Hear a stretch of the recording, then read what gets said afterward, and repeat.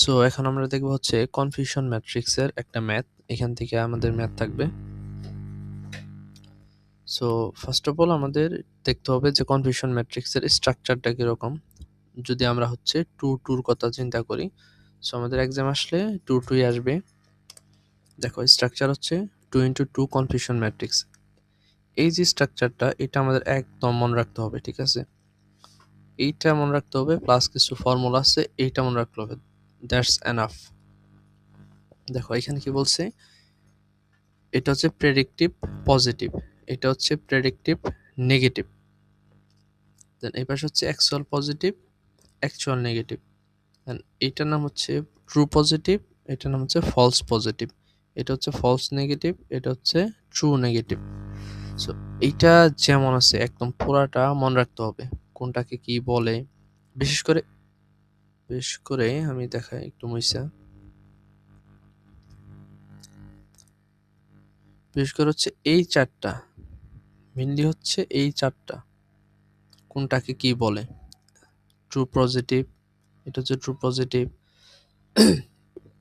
আমরা কোনাকুনি মনে রাখার ট্রাই করব যে true positive, true negative, false positive, false negative, এরকম।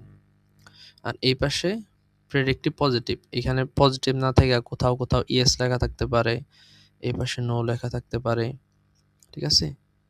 এরকমও থাকতে পারে, এই যে এই উপরে এই লেখাগুলো না থাকে, জাস্ট খালি এই চারটা ঘর আর উপরে এই পাশে ইয়েস লেখা, এই পাশে নো লেখা, এরকম থাকতে পারে। আর কিছু ফর্মুলা আছে আমাদের একদম মুখস্থ করে ফেলতে হবে। আমরা যদি এইটা জানি প্লাস হচ্ছে এই ফর্মুলা জানি, দেন প্রত্যেকটা ম্যাথ আমাদের জন্য ইজি, ঠিক আছে? সো একটা আমরা ম্যাথ দেখি। এখানে দেখো এক্সাম্পল দেওয়া আছে।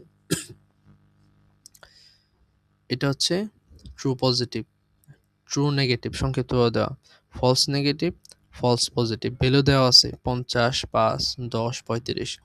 এখন এই ম্যাথের জন্য এইভাবে কিন্তু লিখে দিছে productive positive, predicted negative, but অনেক জায়গায় জাস্ট খালি এরকম থাকবে, এরকম, এরকম, এখানে একটা ভ্যালু থাকবে, এখানে একটা ভ্যালু থাকবে, এখানে একটা ভ্যালু থাকবে, এখানে একটা ভ্যালু থাকবে, এন্ড উপরে ইয়েস এখানে লেখা থাকবে, এখানে নো লেখা থাকবে, আর কিচ্ছু থাকবে না।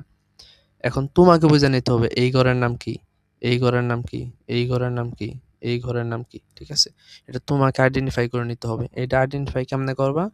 এটার জন্য তোমার এই যে এইটা মনে রাখতে হবে, ঠিক আছে? এই যে এইটা মনে রাখতে হবে। এখন তুমি যদি জানো এটা হচ্ছে টিপি, এটা হচ্ছে এফপি, এটা হচ্ছে এফএন, এটা হচ্ছে টিএন, এখানে ভ্যালু কিন্তু চারটাই, এর বেশি ভ্যালু থাকবে না, এখানে চারটাই ভ্যালু। সো এই চারটা জিনিস খেয়াল মনে রাখতে পারলেই, আর যে তোমার এই সূত্র মনে থাকে, দ্যাটস এনাফ এই ম্যাথ সলভ করার জন্য। ধরো তুমি হচ্ছে এই ভ্যালুগুলা কোনটা মানে কি সবই জানো, সূত্র মনে আছে, দেন কি করবা, জাস্ট খালি সূত্রে এই ভ্যালুগুলা মান বসাবা। টিপি ট্রু পজিটিভের মান কত দেওয়া, ট্রু নেগেটিভের মান কত দেওয়া, এখানে ট্রু পজিটিভ, ট্রু নেগেটিভ, তারপর হচ্ছে ফলস পজিটিভ, ফলস নেগেটিভ, এগুলোর মান তো তুমি এইখান থেকে পাইতেছো, ঠিক আছে? জাস্ট খালি বসায় ক্যালকুলেশন করে দেবা। এখানে অ্যাকুরেসি, প্রেসিশন, রিকল, স্পেসিফিসিটি, এরপর হচ্ছে F1 স্কোর।